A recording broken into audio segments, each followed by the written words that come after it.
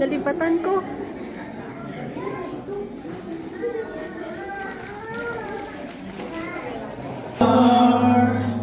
Just light the way for my ever-wandering heart. Not because of who I am, but because of what you've done. Not because of what I've done, but because of who you are.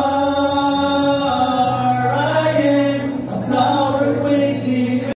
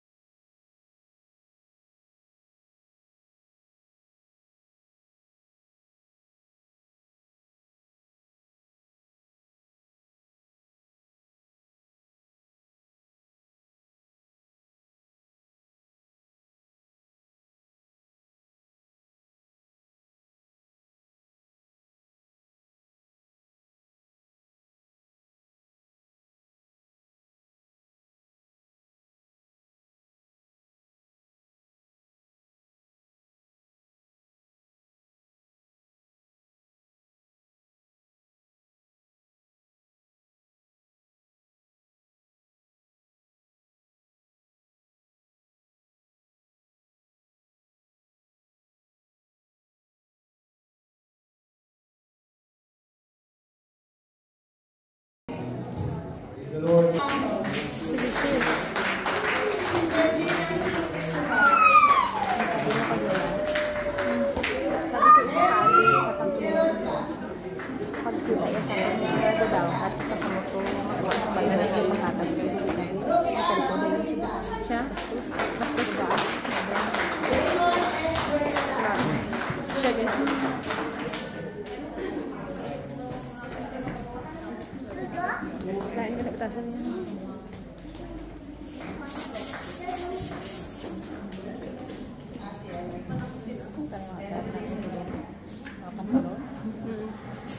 pantalon. Lucky ba? Lucky na wala dito. Lucky. Okay, there. Okay.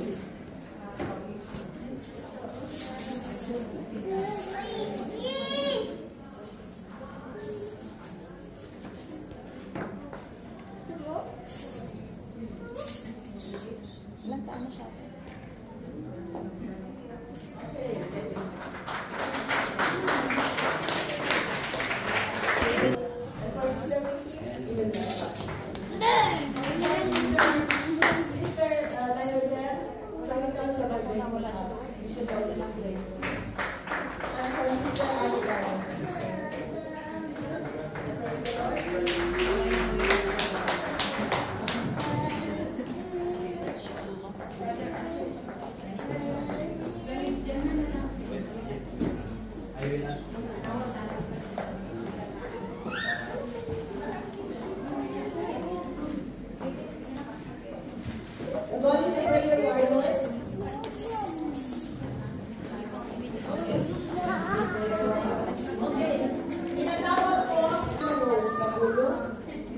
Sister Gina Rose, wisdom for life. Thank you for helping us, sister.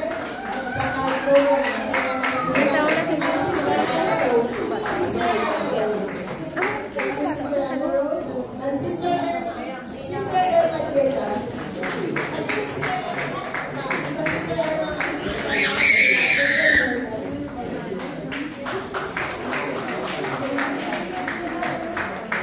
my arms up.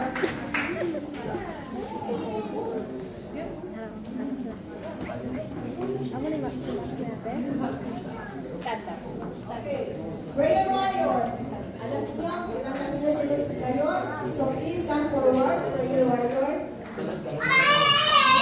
Prayer warrior, sister.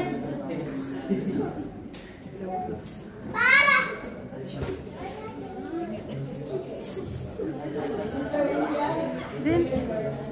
Sino?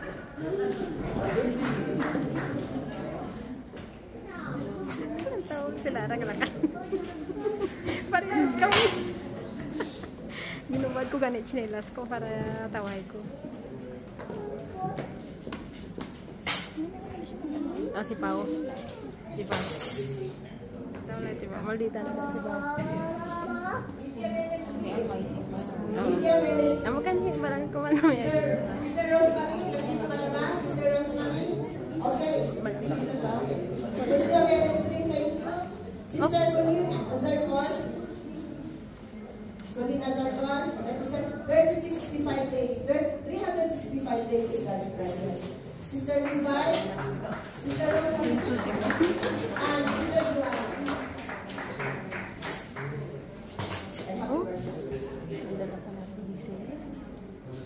Ikaw wala naman kasing ba?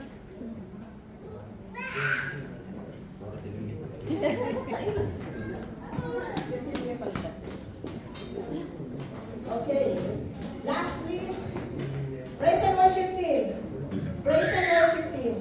Tinatawagan ko Sister Josie, Sister Irma, Sister Valerie, Sister Anna Rose, Isap lang ka to eh. 2 years old na high ko. Sister Perla, Sister Janet, Bata. Sister Janet, and this is for Sister Liza, the leader of the praise and worship. Ne? Ah. Tingnan ako. Si Pawara.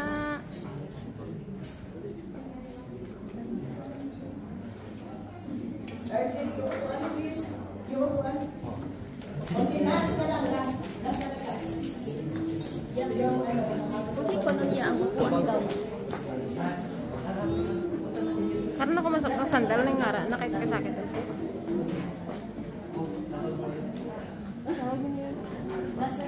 Meron kami ibibigay ng lack of recognition for the completion of the discipleship program is given to Rose C. Piron. Rose Piron.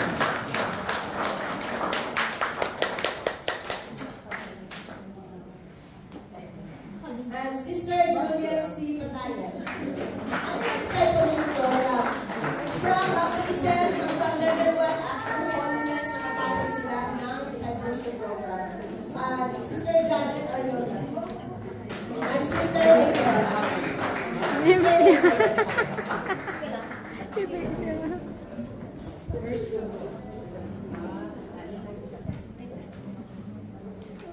Pasok pa doon.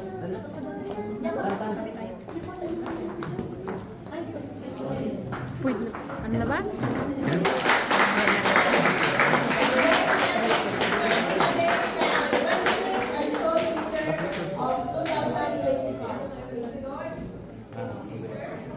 Wala pa ganito pa. Hindi, wala pa. Ginano sila kayo. Sali man sila sa ano.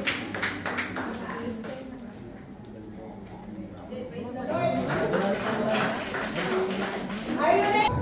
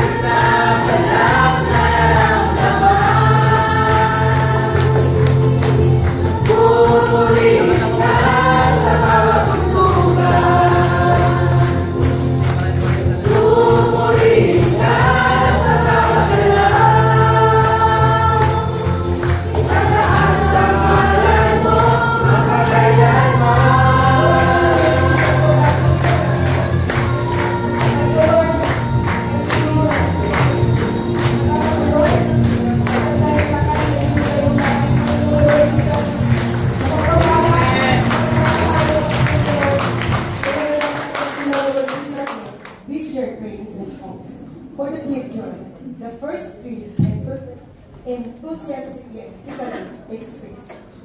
One day, I will be a chest full of treasures, adorned with gold and silver, and precious stones displaying artistic sculptures, and beautiful ornaments that everyone will admire. Soon after, the second tree shared its strength and sigh. Imagine me as a mighty ship, carrying the greatest king and queen across the vast ocean, exploring every corner of the world. My presence will provide safety at all. Finally, the third tree declared its loan. I want to grow and become a majestic almighty among all the trees in the forest on top of the hill. I will be visible to all with powerful branches, making people contemplate the greatness of God in heaven. Feeling the closeness of divinity, I will be the greatest tree, eternally remembered.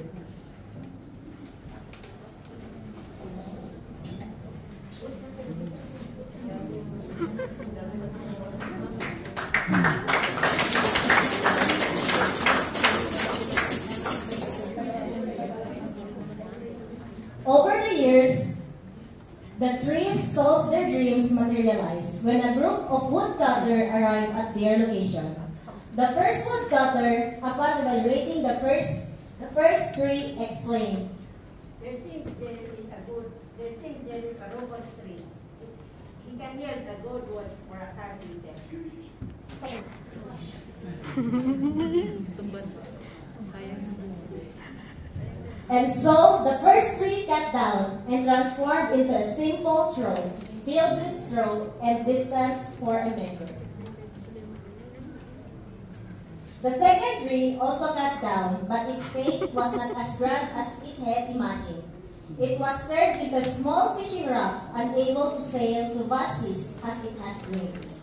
The third tree, fearing it would lose its dream, was surprised when the woodcutter decided not to cut it. However, years later, it was cut into long, heavy pieces and left in the darkness of the cellar. The ending of the story brought sadness to the trees as they realized their fate did not match the dreams they had shared.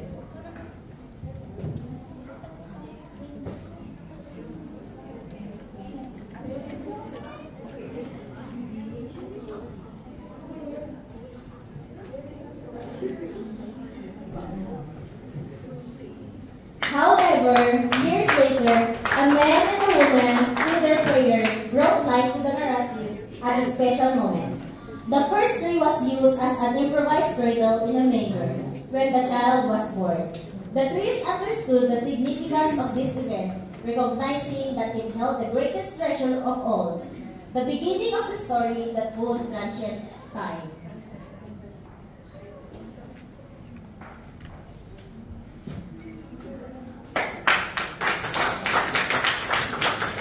Many years passed, a group of people embarked on the modest raft made the second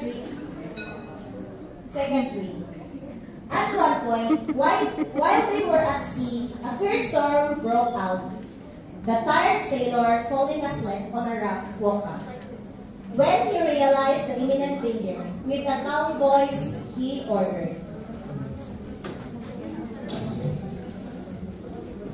Peace. And surprisingly, the storm ceased instantly, and the wave calmed. It was that the second tree realized at that moment it carried the King of Kings and the Lord of Lords.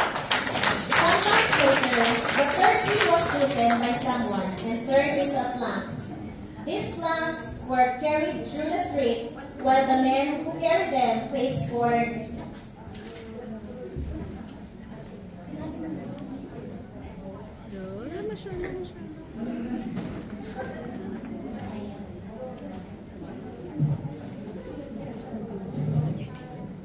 Sometimes later, the third tree was chosen by someone and turned into a planks. These planks were carried through the street, while the men who carried them faced forward insult, and aggression. Upon reaching a small hill, the man was nailed to the tree and raised to die on top of the hill.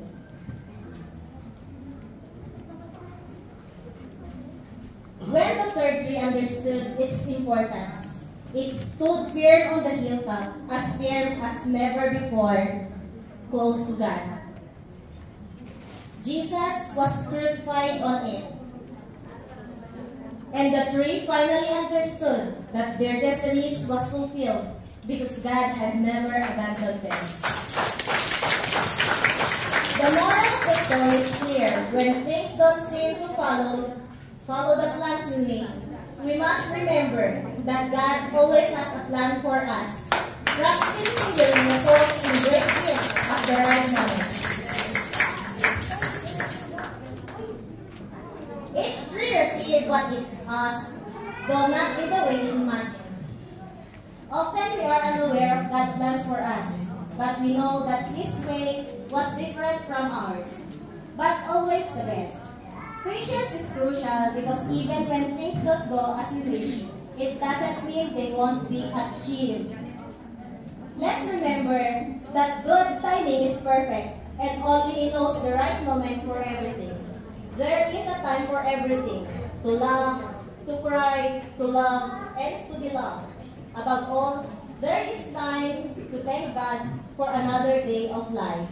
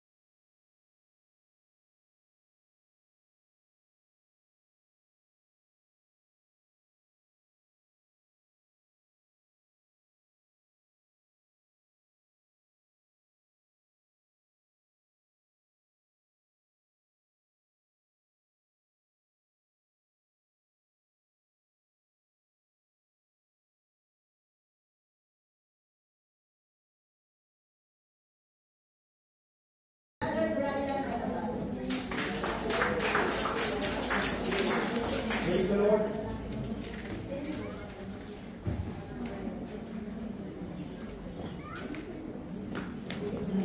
That Jesus died on the cross, mga kapatid, He suffered and buried, and after 3 days, mga kapatid, He resurrected ang Diyos. That's the great commission, mga kapatid, to preach into the whole world, mga kapatid, in all creations.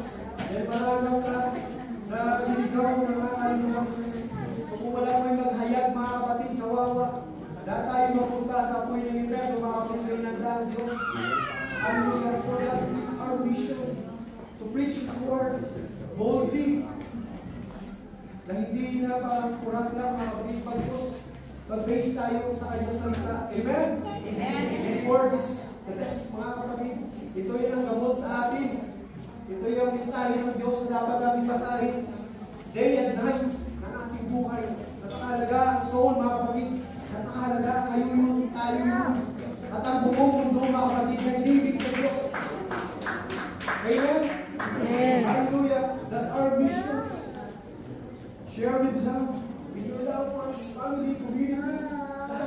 Dahil ang dati na kaintindihan ng Diyos, na mahal tayo ng Diyos, mga kapatid, walang pinipili ng Diyos. At ano pa ang iyong kasalanan ng mga iyong ginawa, God is always love us unconditional. Amen? Hallelujah. Ano nga ba ang kaluluwa, mga kapatid? In theology or in Christianity, our human body has 3 components. Unang-una, ang ating katawan is the body, at ang soul, at ang spirit. Nahati tayo sa tatlong kapatid na we know that there is only one God. In Deuteronomy chapter 6 verse 4, hear, O Israel, the Lord our God is one Lord, there is only one God, mga kapatid. Hallelujah! And what is soul? Ano ba ang kaluluwa? Ang kaluluwa, kapatid, ito yung naasip sa ating kaloob-looban, mga kapatid. It is the inward part of a person, and body is the outermost part. Ito yung palabas natin. At the spirit, mga kapatid, ito yung ang pinaka-innermost part sa kaloob-looban, the deepest part of a person. Spirit, which allow God's connection. Nakukunik tayo sa Diyos. At ang soul, mga kapatid, meron yung 3 components. Soul has 3 components. Ito yung mind, the will, and the emotions. Soul is the entire representative or entirety of a person.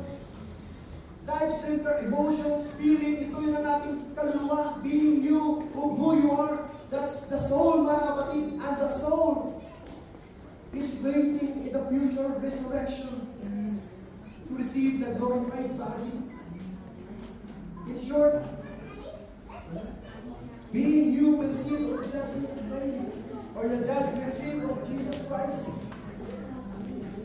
Kapag hindi natin pinangaralan, mga kapatid, ang ating kaluluwa, ang sabi sa salita ng Diyos, sa Ecclesiastes chapter 12 verse 7 says, then the dust will return to the earth, and it was.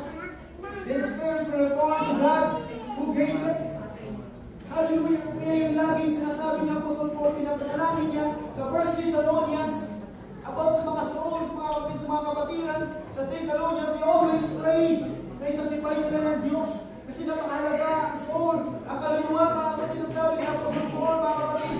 Sa 1 Thessalonians chapter 5 verse 23 says, may the God of peace will sanctify you. Hallelujah, perfectly. Sabi ng Diyos, ni Apostle Paul, mga kapatid, that your whole body, or your whole spirit, souls, and body will be part of your body. Na dapat alagaan natin ito, mga kapatid, without spot and blameless, because He is holy. Ganun kahalaga ang kaluluwa na meron tayo, mga kapatid. Mahal tayo ng Diyos. Napakadami. Gusto mong mahalin ng Diyos, mga gusto mo hindi lang napakalawang na universe. But why? Bakit nga ba tayo isa sa mga pinaka-sentro na pag-ibig ng Diyos, mga kapatid? Napakadami na makaliit ng planet Earth. Bakit tayo ba?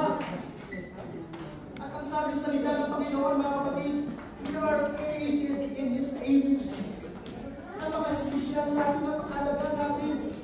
Kaysa tayo, mga kapatid, na inayuhan, ano katulad ng ating Diyos.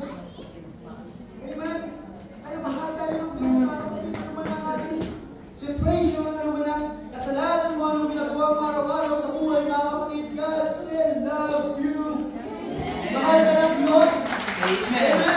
Bakit nga ba mahal tayo ng Diyos? Bakit nga ba? May kanta na ba? Nga ba, mahal kita. Mahal bigas. Rosel na ba? Baliw na baliw ako sa'yo. Hanggang kailan ako magtitiis? Kung bakit nga ba mahal kita? Pero may ganun kanta mga kapatid. Asayuan. Kunting pagkakamali lang, no? Ang ating pag-ibig, hindi na ako magtitiis. Hindi na ako akyat sa mundo. Hindi na ako pupunta. Hindi ko na susukitin ang bituin. Para lang, maibigay ko sa'yo dahil nasa kunting ating pag-ibig ay kunting tawag nito, kunting nagkaroon ng dapat. Ay hindi mawala yun, o hindi mawala hanggang sa wala na pag-ibig na natira. So saan yung pag-ibig, kapatid? Mawala. Pero ang Diyos, kapatid, ano man ang iyong gagawin, ano man ang buhay mo, mahal na mahal ka ng Diyos. Sabi ng David, why? Bakit nga ba? Ang sabi sa 1 chapter 4 verse 8 says, he who does not love don't know God because God is love. Ang Diyos ay pag-ibig, kapatid. That is eternal nature. Ang Diyos ay pag-ibig. Bakit nga ba naging pag-ibig ng Diyos? Because He wants us to have a relationship with Him. Kaya bakit siya naging pag-ibig? Napakadami. Eternal ang Panginoon, mga kapatid. Napakadami expression ng Panginoon. Holy, bakit nga ba? Holy ang Diyos because tayo'y makasalanan. May kasalanan, kapatid. May demonyo. Kaya bakit holy ang Diyos? May separation, may kaibahan. Ang Diyos, kapatid. But because we love God, ganun tayo kahalaga sa Diyos, kapatid. Kaya kapag ang buhay mo ay para sa tingin mo, wala nang nagmamahal sa akin. Disappointment. Ang mundo na lagi nagigyan sa akin na wala akong silbi, wala akong kwenta, wala akong halaga. Ba't kapatid, lagi mo tandaan, ang Diyos ay pag-ibig. Kaya naman isusuko sa iyo ang Diyos. Mahal ka ng Diyos. Amen. Kailanman hindi magbabago ang pag-ibig ng Diyos sa atin. Hallelujah. Mahal tayo ng Diyos. Huwag tayo magpagabi sa mulong ng kalaman. At dapat bilang isang Kristiyano, kahit dagdag ka sa problema, nagpupuri ka pa rin. Kahit ang dami mo nagawang kasalanan, nagsisimba ka pa rin. Yan ang tunay ng Kristiyano, mga kapatid. Bakit? Hindi dahil sa aking kalakasan. Because of God. Because of His grace. Hallelujah! Napakabuti ng Diyos, mga kapatid. Bakit nga ba? At paano nga ba ako inibig ng Diyos? God, how does Yung God magsuot really ka, pero loves sakit me? na sakit ka. Ano nga ba? Ano bang Magsinilas ka na. na inibig talaga ako ng Diyos? Hallelujah! At nabasa natin sa Romans chapter 5 verse 8, He demonstrates His own love. His own love, kapatid. Hindi siya na gumamit ng kung sino pa, but His own love, He demonstrates to us because God loves you so much. Hallelujah! Mahal tayo ng Diyos, mga kapatid. Nasira lang ang pag-ibigan natin. But I want to share with you, mga kapatid, way back in the Old Testament, when God created Adam and Eve, ang Diyos at ang humanity, mga kapatid, yun ang pinaka-the best, pinaka-first love story in entire universe, kapatid. Nang sila ay kinalain ng Diyos at nilagay sila ng Diyos sa Garden of Eden. Lahat ng blessings na sa kanila, napakaganda ng kanilang buhay, kapatid, nasa presensya sila ng Diyos. Protection, blessings, kalakasan, andun lahat, pagpapala, ang kanilang buhay hindi na mahirap. Kaya nasa presensya sila ng Diyos. At the time coming, merong dumating na ang pag-ibigan ng isang creator at ng kanyang creation nasira dahil sa kasalanan. Because of sin, entered the world, ang relationship ng Panginoon at ng humanity, nagkaroon ng separation, nagkaroon ng veil because of that sin, mga kapatid. Ang sin na nakakasira sa pag-ibigan natin automatic nasisira yan. Alam mo yung Diyos, mga kapatid, ang future tayo makita. Mahal tayo ng Diyos. Hanggang sa kanyang mga anak ni Adam and Eve. The first murderer in the entire humanity naka-record. Si Cain at saka si Abel, mga kapatid. Pinatay niya ang kanyang kapatid. Hanggang pasama ng pasama ang genealogy ng mga anak ng Diyos. Hanggang sa time na ni Noah. Pasama ng pasama ang mundo, kapatid. Hanggang si Lord nagkaman kay Noah to build an ark, mga kapatid. Still, the love of God is always there at may patience ang Diyos. Bago na mo ni Noah ilang taon ang ark, mga kapatid, still the mercy of God, still His love sa mga tao, mga kapatid. But because of the will of the soul, mga kapatid, instead they love their Creator, they love themselves because of the will of their soul. At tayo, mga kapatid, na nabuuna ng fulfill ng Diyos ang kanyang plano, meron ng mga baha na dumating at pinag-bahaan ng mga tao, mga kapatid. Pero bago bumaha, mga kapatid, bago bumaha, sila ay nagkasiyahan, sila ay nagkakasalan, nagpapasalamat, nagtutuwa, nakalimutan nila ang kanilang Diyos na mga kapatid sa lahat. Because of the will of the soul, mga kapatid. Hanggang sa time na ni Abraham, kapatid. Ganun pa rin ang buhay, papunta na sa kay Lot, sa kanyang pamangkin, mga kapatid. Ang Sodom at Gomorrah, alam natin yan, famous natin yan. Malapit lang dito sa ating 30 minutes lang, going to Dead Sea. God revealed to us, may evidence, mga kapatid, na seryoso si Lord sa kanyang judgment, sa kanyang galing, kapatid. Pinakita sa atin ni Lord. Ang Sodom at Gomorrah, mga kapatid, kung saan ang seryoso si Lord, na kahit si Abraham, ang kanyang kaibigan, nakipag-dwell or nakipag-argumento sa Diyos na mababa, walang righteous, mga kapatid. Wala nakitang righteous si Lord, bukod lamang sa pamilya ni Lord. Hanggang sa nagkaroon ng perfect timing, sinira ng Diyos ang Sodom at Gomorrah. Hanggang sa tayo na ng mga genealogy ni Abraham, mga kapatid, hanggang sa mga Israelites, ganun pa rin. Ang buhay, kahit nakita nila kabutihan ng Diyos, i-provide sila ng Diyos in the wilderness, kapatid, but they forget the Lord. They forget the Lord because of the rebellious people, disobedience. Nakalimutan nila, mga kapatid. But mahal pa rin sila ng Diyos. Hindi nagbabago ang pag-ibig ng Diyos, kapatid. Amen? Hindi nagbabago ang pag-ibig ng Diyos, kapatid. Bakit? He knows walang perfecto, mga kapatid. No one is perfect. We need the Savior. The entire humanity needs the Savior, mga kapatid. Because you know, walang perfect. Na kahit pa yung pangalan ay perfecto na sa mo, ay kahusay o gusto, you're still sinners, kapatid. Ang pangalan mo perfecto, pero ang iyong buhay, kapatid, still sinners. Amen? Kasi haba sa iyong buhay, mga kapatid, kapag ikaw ay hinang-hinang, kapag ikaw ay sa tingin mo na wala nang may nagmamahal sa iyo, kapatid, lagi mo tatandaan, God demonstrate His own love to you. Na mahal ka ng Diyos. Nakatalit ka pasalan, mga kapatid. We need Jesus. Amen? Hallelujah! Praise the Lord. Mahal ka ng Diyos, mga kapatid. Mahal ka ng Diyos. Hallelujah! Lagi natin tatandaan sa ating isipan, kapatid ng Diyos, hindi nagbabago. Mahal niya tayo. Lagi mong tandaan yan na mahal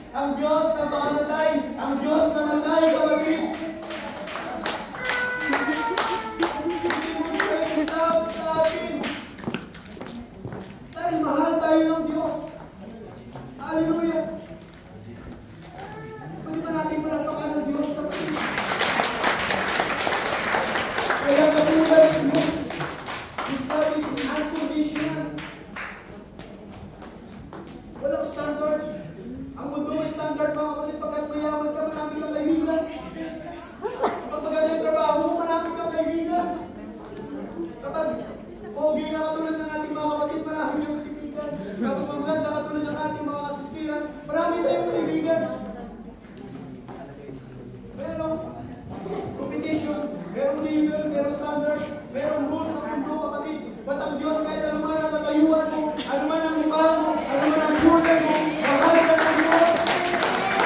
Hallelujah! We need Jesus.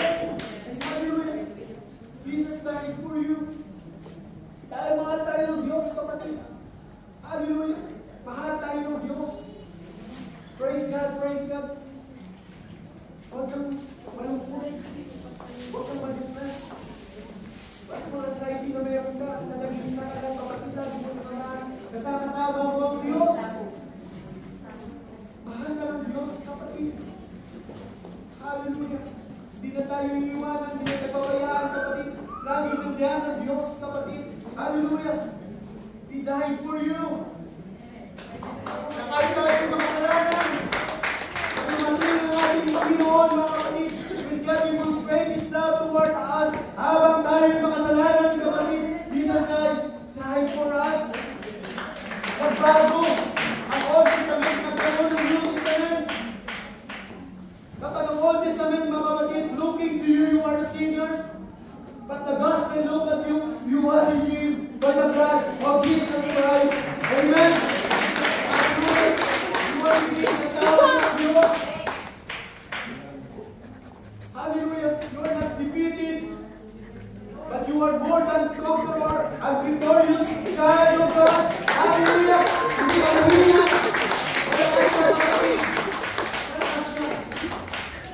Hallelujah. God proved His love to you. Mahal ka ng Diyos, mga kapatid. At binuwis na kanyang buhay para sa iyo. Hallelujah. Jesus entered in this world, mga kapatid. We must trust Jesus. Who is Jesus, kapatid? Jesus, when come into this earth, He is the image of the invisible God. Hallelujah. He is the Word become flesh. He is the creator of heaven. He is the bright and the morning stars. Hallelujah. He is the King of kings, the Lord of lords. He is the author and the preacher of our faith. Hallelujah. Praise the Lord. He is the owner of the grace. He is the God. Complete in Him. Ayon sa Colossians chapter 2 verse 9, in Him dwelleth in the fullness of the Godhead. Gradually na sa Kanya na lahat, mga kapatid. Wala na tayong hanapin. Ano na lahat sa ating Diyos. Hallelujah. In Him complete, mga kapatid. He is the great I am. Hallelujah. He is the Almighty God. He is the Prince of Peace. Kung wala kang peace, kapatid, mayroong kapayapaan ng Diyos. He is the Alpha and the Omega, at the beginning and the end. Hallelujah. And He says, He is the light of the world. And He is the soul, mga kapatid. Wala na tayong malapit pa sa ating Diyos, mga kapatid. Ay buti-buti ng Diyos, mga kapatid. Amen. Hallelujah. Kaya tayo hanapin pa. God loved the world, not just the world, mga kapatid, but human world. Ang ating mundo, mahal ng Diyos.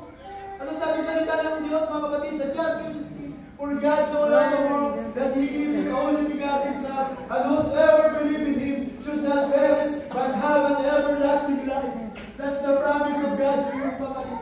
Mahal ka ng Diyos, hallelujah. Let's go on and pray. It's the Father, it's Jesus Christ, because He is the way, the truth, and the life. No one comes to the Father except through Him. Amen. Hallelujah. In His name, there's a power, kapatid, into our salvation. Ang sabi sa Acts chapter 4, verse 12, kapatid, ang sabi sa salita ng Diyos, hallelujah, who sa this, hallelujah, hallelujah. Like there is no any other salvation, or any other, for there is none other name under heaven given among men which we must be saved, only in the name of Jesus. Hallelujah. And every name will bow, and every tongue will confess that Jesus is Lord, the God Almighty. That really must be manifest in the flesh. He is the only way, the truth, and the life. He loves you so much, kapatid. He cares for you. And His plan is the best for you. Pag gusto ng Diyos na makasama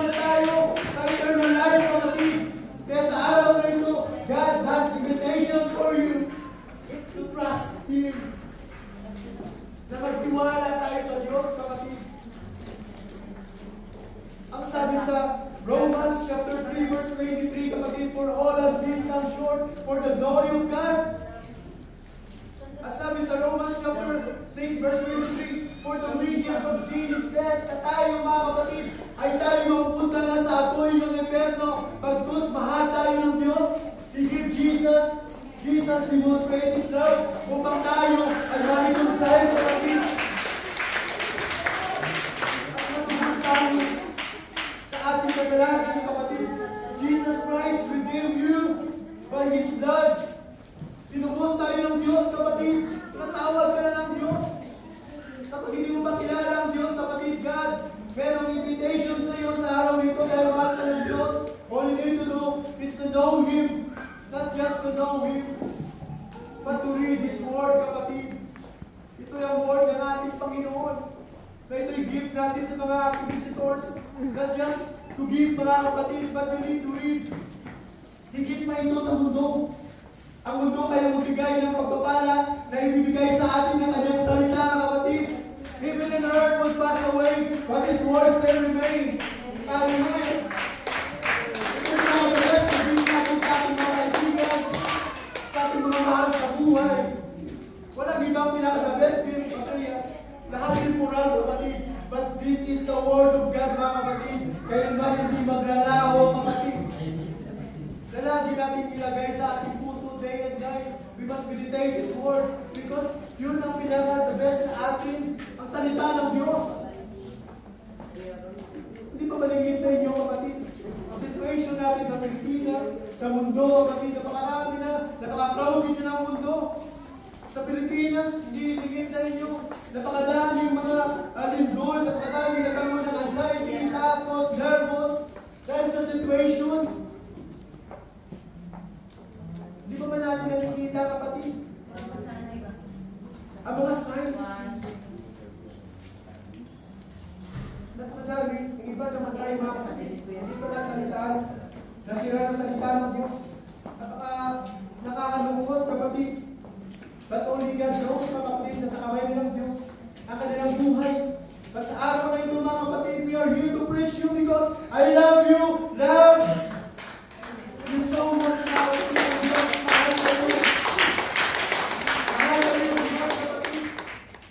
Wala siyang tinira, kapatid. Dahil mahal tayo ng Diyos. Hallelujah. Praise God. Praise the Lord. Hindi ba natin palakpakan ng Diyos? Because of soul. Dahil sa kaluluwa. Dahil sa inyo, dahil sa akin, at dahil sa aking lahat. We are here celebrating. You're the witness. Ang buhay, mga kapatid, na hindi maganda. Walang buhay, hindi laging maayos. Laging bako-bako, kapatid. Off-road lagi ang buhay. Hindi perfect ang daan. Na laging bako-bako, mga kapatid, ang buhay ay hindi laging perfect. At tayo nagpapasalamat dahil ang ating Diyos ay perfect. Amen. Perfect ang Diyos. Look to your brother. Look to your sister. Look to Jesus. He's perfect, kapatid. Kaya sa araw na ito, God invite you, kapatid. We will pray for you. Sa iba naman ni Lord, ang kanyang pag-ibig sa iyo, kapatid, sa araw na ito. The altar is open. Tumayo tayo, kapatid. Mahal tayo ng Diyos. Hallelujah. Praise the Lord. Sa araw na ito, kapatid, meron tayong altar, leaders, ministries, altar ministries, mga kapatid. We lead you, we will pray for you sa araw na ito. Natulungan kayo manalangin, kapatid, sa araw na ito. Nakaramdaman nyo, isensya ng Diyos. All you need to do, kapatid, bago kayo open ang altar, kapatid, all you need to do is to humble yourself, repent of your sins, submit your will to the Lord, and God will listen to your prayer today. That is promised, kapatid. Ayaw ng Diyos na tayo ay mamuhay sa kasalanan, yun ang veil, upang hindi marinig, Lord, ang ating prayer. All you need to do, mga kapatid, iwaksin natin, Lord, here I am. The altar is open, kapatid. Silid natin ang mga bisita sa araw na ito. You are in the perfect place.